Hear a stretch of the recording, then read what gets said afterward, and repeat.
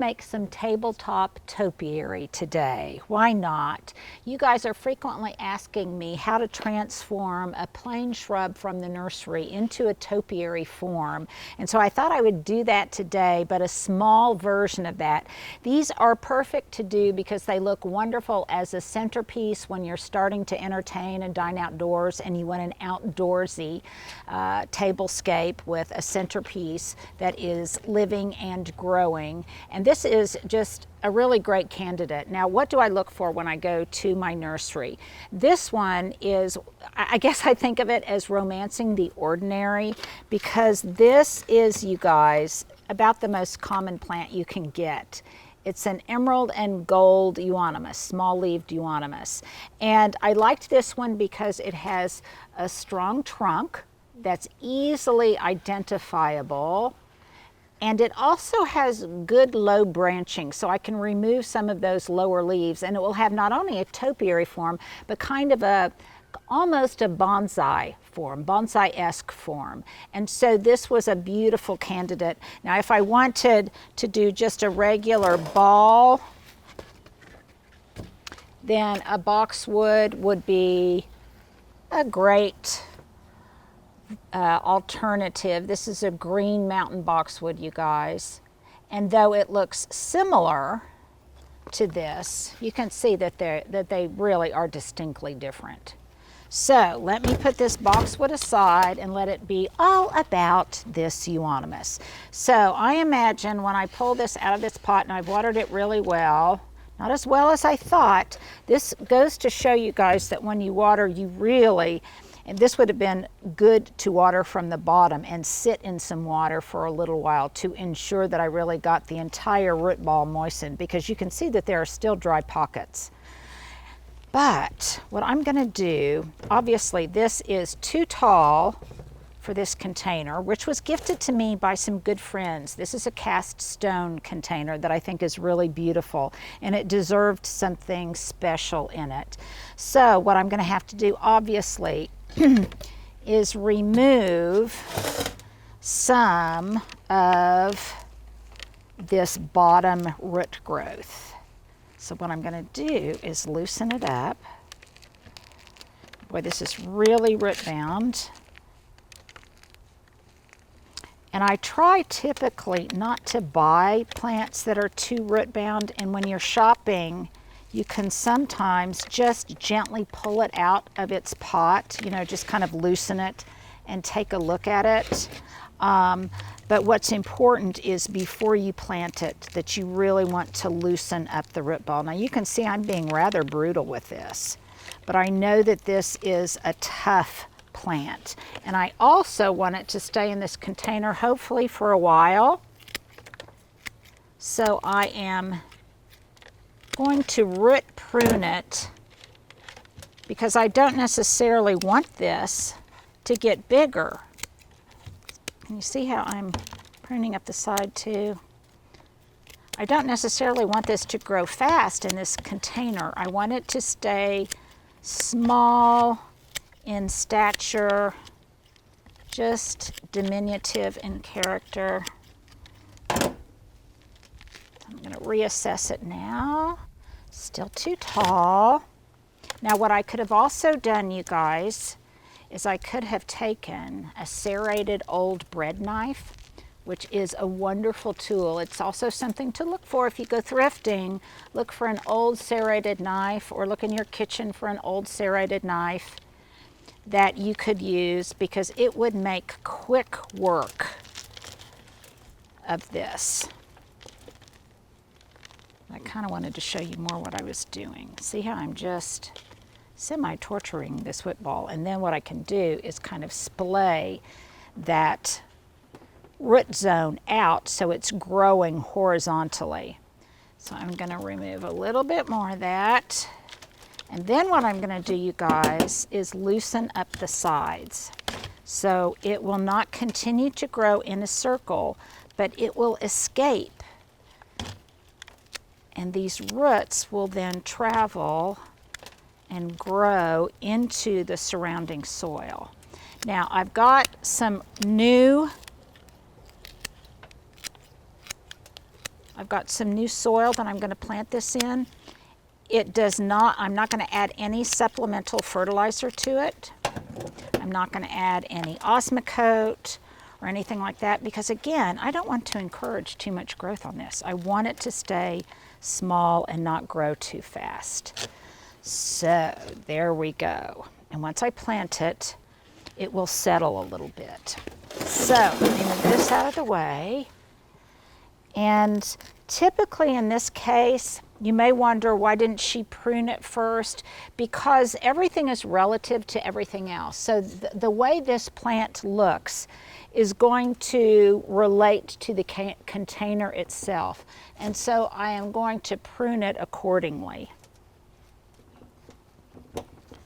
And this is a good potting soil, but it does not have any additional fertilizer. You know, you can sometimes buy potting soils that have added fertilizer. This does not.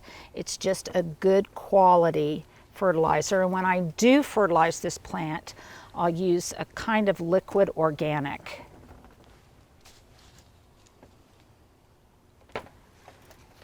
Now, obviously, I will water this in well.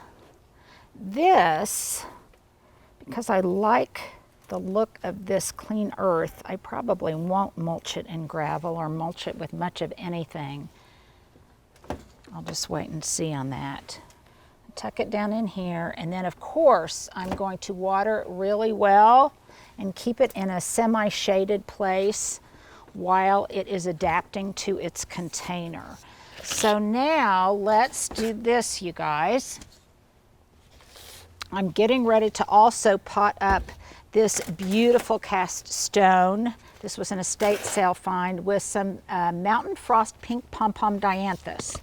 But right now I'm going to use this as a stand to put this on so it's at eye level. So I can show you how it comes together. And what I'm going to do, you can see here, Stuart, if you can kind of capture that, where I'm starting to clip off some things, because what I'm wanting to do, I don't want a standard poodle form on this, you guys. What I'm looking for is just the clear lines of the trunk itself. So I'm pruning some things that will expose that trunk. And again, this is about one of the most ordinary plants you can get. And what this does is it then simulates the look of a small tree.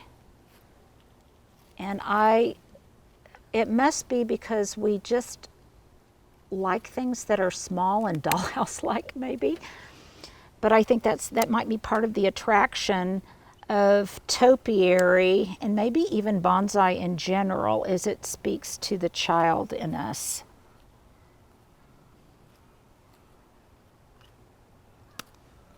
Stuart, are you able to capture my cuts? Yeah. I think you are.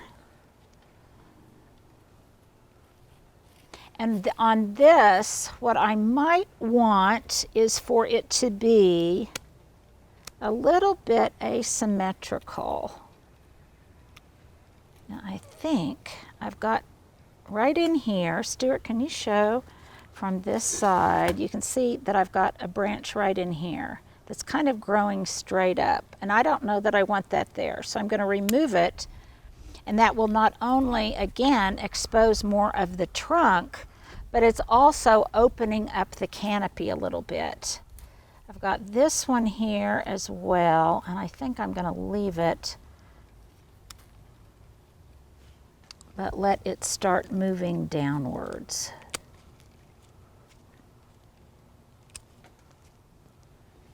And a lot of this, there is a certain amount of artistry to this, you guys. You just leave what you want and take off what you want until it's visually appealing to you.